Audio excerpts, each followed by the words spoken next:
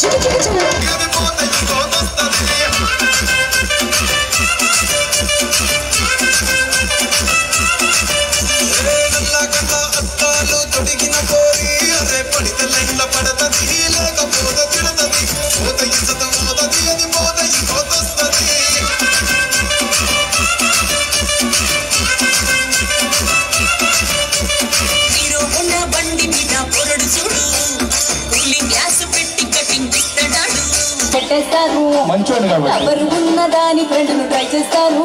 అది మానవ సమాజం.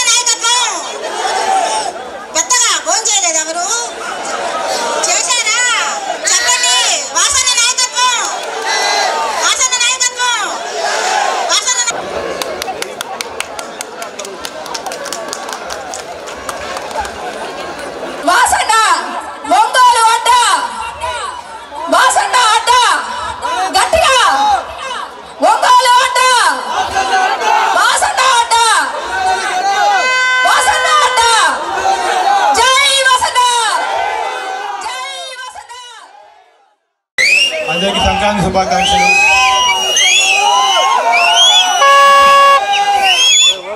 పానవాటి ప్రోగ్రాం ప్రతి సంవత్సరం లాగే ఈ సంవత్సరం మమ్మల్ని ఆహ్వానించారు, చాలా సంతోషం. ఈ వచ్చే సంవత్సరం ఇంకా బాగా చేయాలని, అట్లాగే మా నాన్న మినిస్టర్ అయ్యి మీ ముందు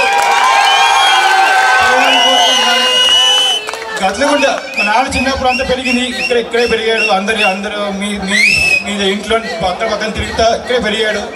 సో గట్లగుంటలో ఎప్పుడు మాకు సపోర్ట్ చేస్తూనే ఉన్నారు, ఎప్పుడు అభిమానిస్తూనే ఉన్నారు. పోయిన ఎలక్షన్ కన్నా ఈసారి ఎక్కువ మెజారిటీ ఇస్తారని కోరుకుంటూ సెలవు తీసుకుంటాను. Thank you. జై జగన్.